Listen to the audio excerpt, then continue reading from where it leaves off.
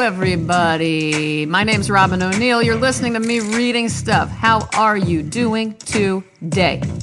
Me? Thank you for asking. I've been a little under the weather, and my apologies because I promised that I would be doing an After Dark this week. I promised a couple of you over on Instagram. I am so sorry. I haven't been feeling well. I have sinus issues. I'm exhausted. I also have dry eyelids, but that's another story. What do you prefer? We're going to do questions. Let's see. What do you prefer? Desert or ocean or mountains or none of the above? I guess that'd be a cityscape. Let me know. Are you happy with the way your closet and drawers are organized? If not, get in there this weekend. Fix it once and for all. Would you say you're a calm person? Yes or no? Give me a simple yes or no. Do I seem calm?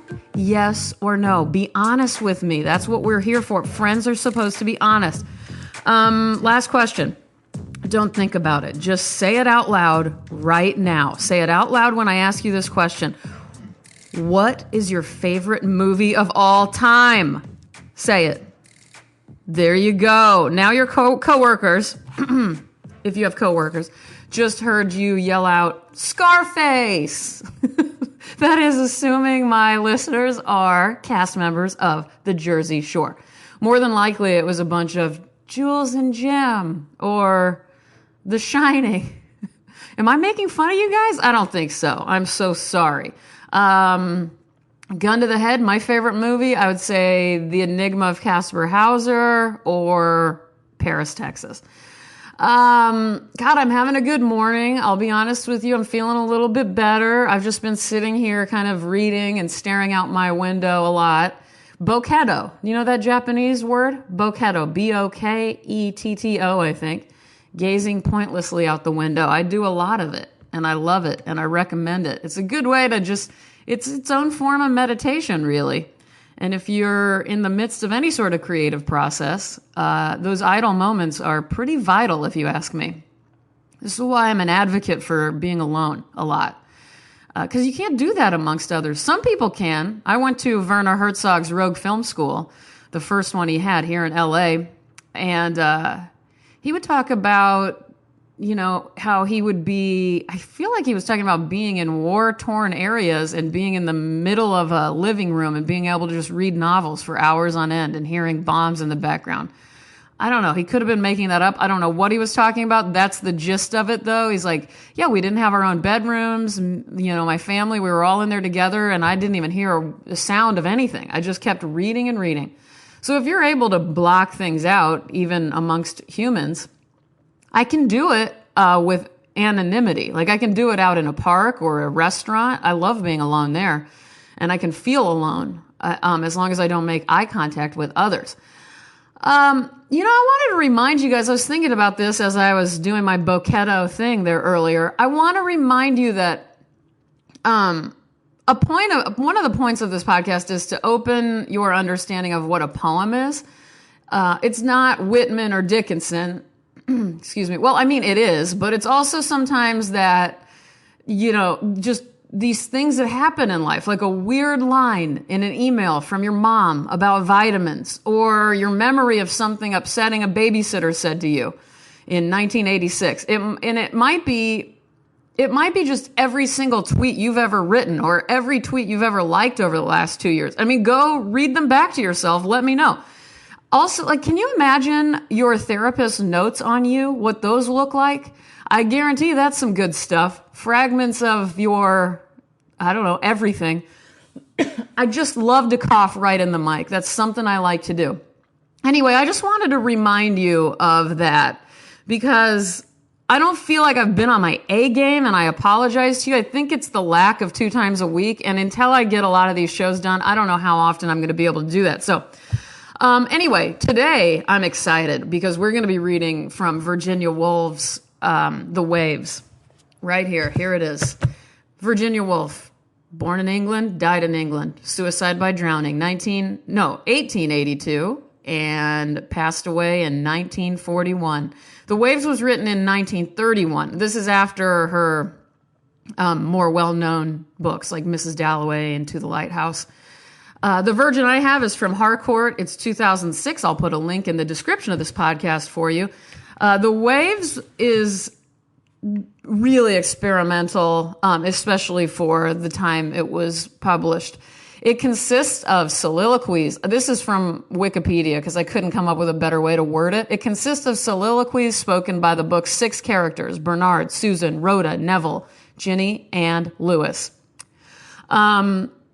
They're also broken up. These sections of the book are broken up by these third-person interludes detailing a coastal scene at varying stages in a day from sunrise to sunset. This book blew my mind when I read it, I don't know, about a decade ago or so. I don't know when it was. And it really, you learn about these characters through these lines. Let me give you an idea. This is the beginning. It's a truly radical book, by the way, in my opinion. Even still, it is. Okay, I see a ring, said Bernard, hanging above me. It quivers and hangs in a loop of light. I see a slab of pale yellow, said Susan, spreading away until it meets a purple stripe. I hear a sound, said Rhoda. Cheep, chirp, going up and down. I see a globe, said Neville, hanging down in a drop against the enormous flanks of some hill. I see a crimson tassel, said Ginny, twisted with gold threads. I hear something stamping, said Lewis. A great beast's foot is chained. It stamps and stamps and stamps. I'm going to skip ahead a little bit. And burning light from the window panes flash in and out on the grasses, said Lewis. Stones are cold to my feet, said Neville. I feel each one round or pointed separately. The back of my hand burns, said Ginny, but the palm is clammy and damp with dew. I'm skipping ahead again in order to get to something really good for you all. Here we go. That is the first stroke of the church bell, said Lewis. Then the others follow. 1, 2, 1, 2, 1, 2. Look at the tablecloth, flying white along the table, said Rhoda. Now there are rounds of white china and silver streaks beside each plate. Suddenly a bee booms in my ear, said Neville. It is here. It is past. I burn, I shiver, said Ginny, out of this sun, into this shadow. Now they have all gone, said Lewis. I am alone. They have gone into the house for breakfast, and I am left standing by the wall among the flowers. It is very early, before lessons. Flower after flower is specked on the depths of green. The petals are harlequins. Stalks rise from the black hollows beneath. The flowers swim like fish made of light upon the dark green waters. I hold a stalk in my hand. I am the stalk. My roots go down to the depths of the world, through earth dry with brick and damp earth, through veins of lead and silver. I am all fiber. All tremors shake me, and the weight of the earth is pressed to my ribs. Up here my eyes are green leaves, unseeing. I am a boy in gray flannels, with a belt fastened by a brass snake up here. Down there, my eyes are the lidless eyes of a stone figure in a desert by the Nile. I see a woman passing with red pitchers to the river. I see camels swaying and men in turbans. I hear tramplings, tremblings, stirrings round me. Up here, Bernard, Neville, Ginny, and Susan, but not Rhoda, skim the flower beds with their nets. They skim the butterflies from the nodding tops of the flowers. They brush the surface of the world. Their nets are full of fluttering wings. Lewis, Lewis, Lewis, they shout, but they cannot see me. I am on the other side of the hedge. There are only little eye holes among the leaves. O Lord, let them pass. Lord, let them lay their butterflies on a pocket handkerchief on the gravel. Let them count out their tortoise shells, their red admirals and cabbage whites, but let me be unseen. I am green as a yew tree in the shade of the hedge.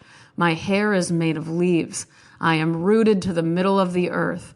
My body is a stalk. I press the stalk. A drop oozes from the hole at the mouth and slowly, thickly grows larger and larger. Now something pink passes the eye hole. Now an eye beam is slid through the chink. Its beam strikes me. I am a boy in a gray flannel suit. She has found me. I am struck on the nape of the neck. She has kissed me. All is shattered. Wow. I'm going to read this book again. That makes my heart race. Oh my God. Hey, listen up. Follow me if you want on all my exhibitions and other odds and ends and annoyances. I know I'm annoying. I know it. I can't always help it. I'm annoying right now because I'm way over my 10-minute mark. Anyway, I'm at ROBYN_ONEIL. I love hearing from you on Twitter and Instagram. Fuck Facebook, no offense. Okay, listen up. I need you to be good to yourselves. Today especially. Today matters. And now that means something different for all of us, for everybody. You may need to do something fun and social, while I may need to do something quiet and tranquil. You may need to splurge a bit. You may need to go to Chili's and the mall. I may need to budget out my pocketbook. You may need to work less. I may need to focus in and work more. You get the idea. The point is, you're wonderful. I believe in you. I love you. I'm so sorry. I'm at 11 and a half minutes already.